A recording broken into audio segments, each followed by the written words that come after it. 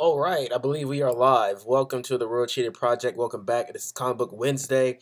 Um, we are on the catch up on Comic Book Wednesday, so not necessarily anything new that came out this week is going to be discussed today. We're going to talk about all X-Men stuff today, okay? But and X-Men that came out in the past few weeks. But we're rotating the stuff that came in new in, so we're just going to have Comic Book Wednesdays ongoing and full of intrigue and full of fun. All right, so here we go. But before we get into all that, I got to run my bit here. Hit me up on Twitter. Let me know how things are going so far. Let me know what comic books you're reading. What should I review it? What do you think about it? In the past reviews, was I wrong? Was I spot on? Am I late to the party? Let me know. All that good stuff. All right. And also, hit me up on the podcast as well. The link should be on this particular episode and all the episodes as well. So we talk about a lot of the podcast stuff, a lot of the comic book stuff on the podcast side as well. That being the case, Batman and White Knight. Batman and White Knight is a very good read, but I go into much more detail about that on the podcast side on our latest episode of the podcast side. So always check that out on your iTunes or your Stitcher. Okay, and then we just got a whole bunch of good stuff, piling up on this side of the project, and so just tune in and see, what tickles your fancy here, and we'll see what else we can get our hands into. But a lot of good things have been done, and a lot of good things are coming. So I just try to keep putting out more and more content until I get to where I want. So just let me know how those things been panning out for you, and then we'll see how it lays over. But yeah, just trying to get to it. And always comment, like, and subscribe if you haven't yet. And again, a bunch of good things already been done. A bunch of good things are on its way, coming down the pipe on both sides of the project. So that being the case, we are here for Comic Book Wednesday. So let's talk about it. X-Men Day today. So we're gonna do a little bit of X-Men talk. The crazy, convoluted, often anticlimactic, enigmatic, stale. I don't know what you use. A lot of different words that you can use for the X-Men universe, but I got one for you that I really want to use, especially with this X-Men number 12, and that's trash. That word comes up a lot in the X-Men universe as well, too, and I want to use it quite aggressively and with all the determination that I have when it comes to this particular comic book. It's trash. It's absolute trash. Now, and I'm losing my faith. I'm losing my faith in X-Men Blue. Like, seriously, X-Men Blue started off really, really good at the beginning of the year, but now they're losing all type of steam, in my opinion. I could be wrong. Hit me up on Twitter, comment, whatever you need to do. Let me know. Let's get the discussion going. But in my opinion, in my not so humble opinion, this is trash. And I'm going to do a comic book awards episode on the podcast side. So we're almost getting there. I'm going to do it probably sometime after, either on Halloween or the day after.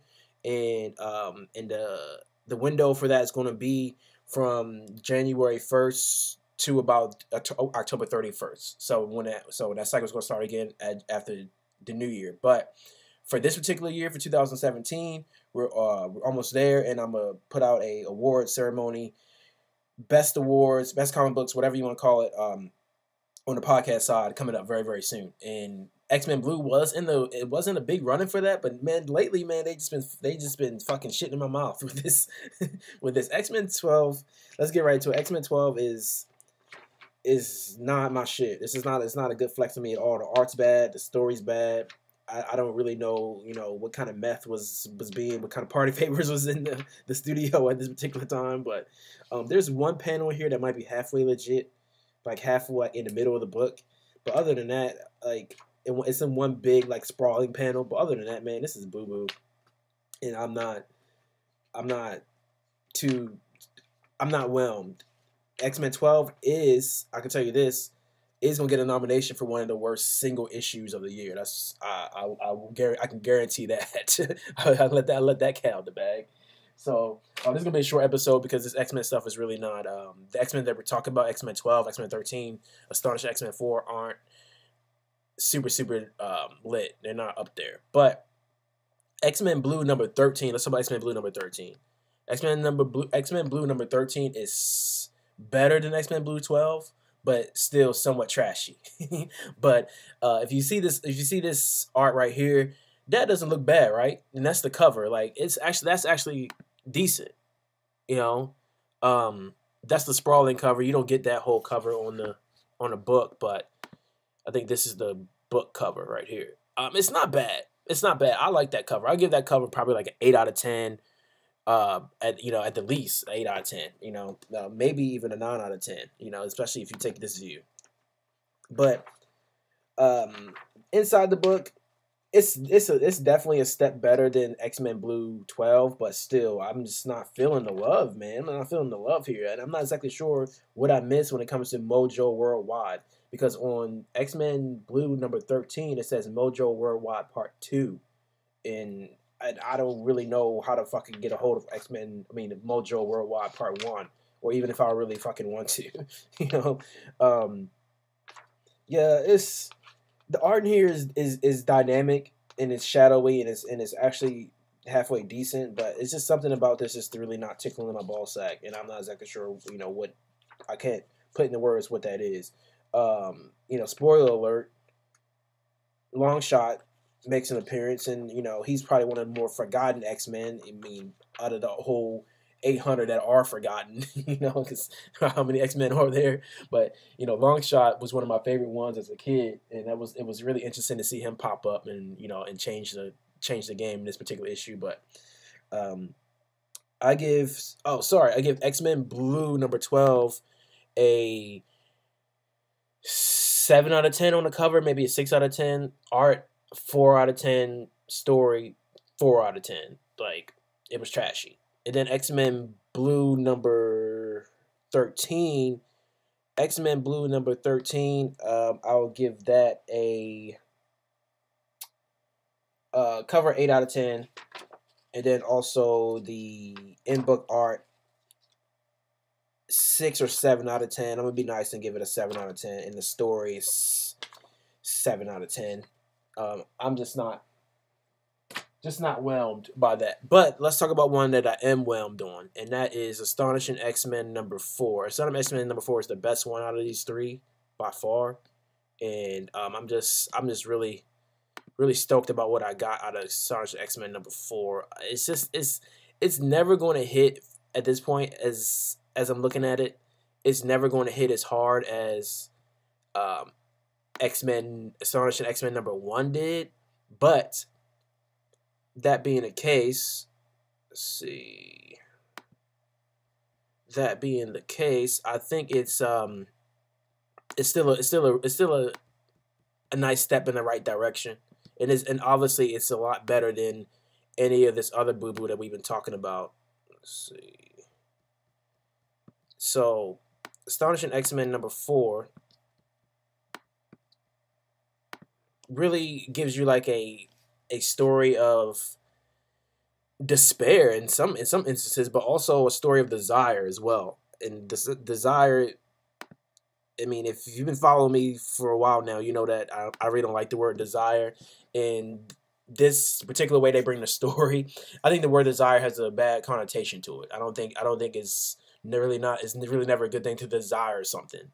It's a good thing to aspire to something. It's a good thing to have like a aspiration or a vision or a dream of something, but a desire just seems like dirty and selfish and underworldly, but that being the case, speaking of underworldly, this is where we are in X-Men, Astonishing X-Men number 4. We're in the astral plane, deep in the astral plane, and the fuckhead, the master puppet, whatever you want to call him, is giving everybody their heart's desires and these illusions, and people are falling for it or giving into it and things like that. All the while, Wolverine is out just fucking shit up, because Wolverine's like like I say, it's a Michael Jordan of X-Men, quote unquote. So, and the little puppet guy, whatever his name is, the Shadow King, who runs the astral plane, is we left off at Astonishing X-Men number 3 with Wolverine being under his control, and now at Astonishing X-Men number 4, he's beating everybody's ass because he's under the Shadow King's control. But on the flip side, again, we have Gambit, we have Rogue, we have Mystique, and we have the other guy, the Bandit guy. all kind of giving into their desires. You know, Gambit and Rogue's desire for each other, and whatever relationship that Mystique and this Bandit guy has. You know, and it's a pretty interesting story about, you know, how much a desire can warp a person's perception of reality. And also, since we're talking about, you know, reality perception is astral plane, you know, that's the running theme. It's really, really interesting. But and then all the while, Wolverine is just putting foot up in everybody's ass, you know, on the outside, you know. So, but let's see, the art I don't think is never really going to be as good as issue number 1 on this, but it's still pretty interesting. So I would give it like an 8 out of 10. I'll give the story also like maybe like an 8 out of 10, and then I'll give the cover a 8 out of 10. So Astonishing X-Men number 4 and Astonishing X-Men in general haven't left me wanting for much, but you know, X-Men Blue is lost a lot of steam. You know, we had a lot of good things to say about X-Men Blue in past Comic Book Wednesdays, and that those good comics have been coming. Those good comments have been few and far between anymore. So it's just been, I think somewhere around number 7 or number 8 ish, it started, you know, kind of taking a turn for the worse in my opinion. So we'll see. We'll see if X-Men Blue can get it back together before the end of the month. We'll see about that. All right. Other than that, that is Comic Book Wednesday. Hopefully you enjoyed that. Hopefully you've enjoyed everything so far. Again, a bunch of good content is going his way. AMVs, podcast episodes, discussions, you know, all that good stuff. And always comment, subscribe, hit me up on Twitter. Let me know how I'm doing, how you feel. What are you excited about? Well, you know, what's going on in your life? What are you pushing forward towards? What's your art? You know, what are you trying to give out to the world? You know, so you know, let's pump it all out together. And you know, so Twitter, iTunes, and yeah, it's the World Cheated Project. You know, so Team Tensega all day, Team Reverse Blade all day, Team Rosary all day. That's what happened before the day is out. So big about that on this particular channel as well.